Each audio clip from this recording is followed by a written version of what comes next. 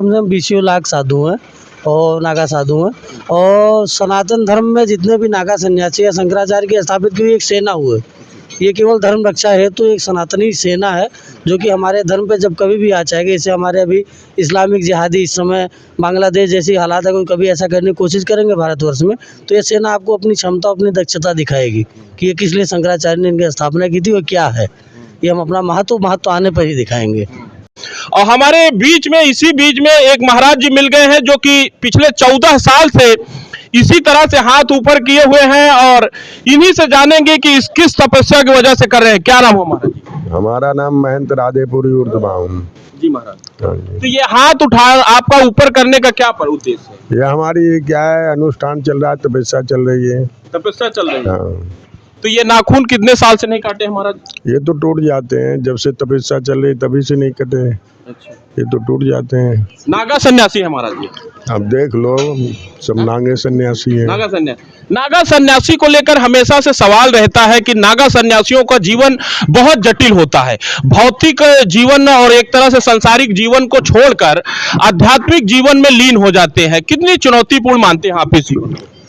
चुनौतीपूर्ण बहुत होती है, क्योंकि तलवार में की ढाल में चलना होता है। संत जीवन ऐसे नहीं है, ठीक है। इसमें परीक्षाएं भी होती हैं, सब चीज़ होती हैं। जो इसको पार कर लिया तो समझ लो कि कल्याणी है। तो महाराज जी जैसे सोते हैं, सोते समय इसको कैसे करते हैं? ये ऐसे ही रहता है, ऐसे हाथ उठा रहता है। हाँ। हमेशा।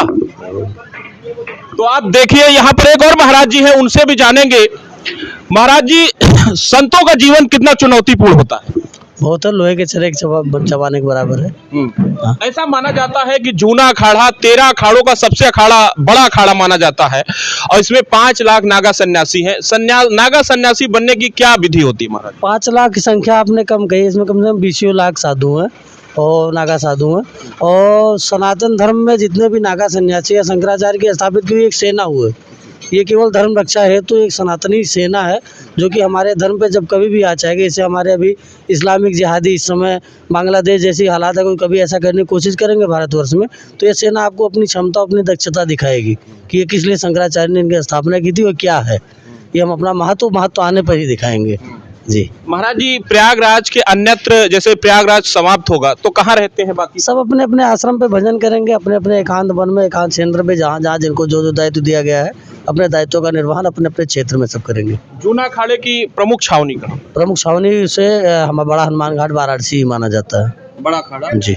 प्रयागराज के महत्व को लेकर जूना अखाड़ा या साधु संत, क्या आप लोग कुंभ और अर्धकुंभ के समय आते हैं कि हर वर्ष आते हैं? नहीं, प्रयागराज हमारे तीर्थों का राजा है और जब भी कभी प्रयागराज में कोई भी मेला कार्य होता है, जैसे माघ मेला, ऐसा कोई भी कार्य, ऐसा कोई भी स्नान आता है तो हम लोग प्रयागराज आते हैं। इसके साथ कुंभ तो ये 12 वर्षों के बाद दिव्य और अद्भुत है, तो सभी सनातनियों को आना चाहिए, हम लोग तो आते ही हैं। जूना अखाड़े के महाराज जितने भी नागा सन्यासी हैं कहाँ कहाँ रहते हैं? सबके अपने अपने क्षेत्र बटे हुए हैं। जहाँ तक मेन ऑफिस जो हमारी मेन कार्यालय जो 6 है, नासिक, उज्जैन, हरिद्वार, प्रयागराज और त्र्यंबकेश्वर, कई जगह है। ऐसे करीब करीब भारतवर्ष के संपूर्ण स्थानों पर जूना अखाड़ा है। तो सभी क्षेत्रों के संत यहाँ आ गए? हाँ, सभी आ रहे हैं, धीरे धीरे आते ही रहेंगे। जब तक कुंभ समाप्त नहीं होगा तब तक सब धीरे धीरे आएंगे ही। आएंगे जी। ये बाल कितने वर्षों से नहीं? ये 9 वर्षों का।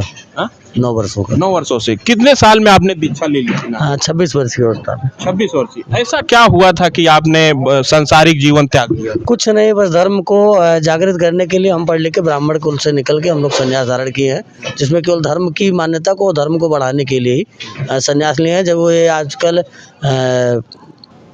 साधु के नाम पे लोग घूम रहे हैं, कर रहे हैं, तो इसका यथार्थ जो साधु है, साधुता है, जो सन्यास है, इसको दिखाने हेतु हम लोग सन्यासी हैं।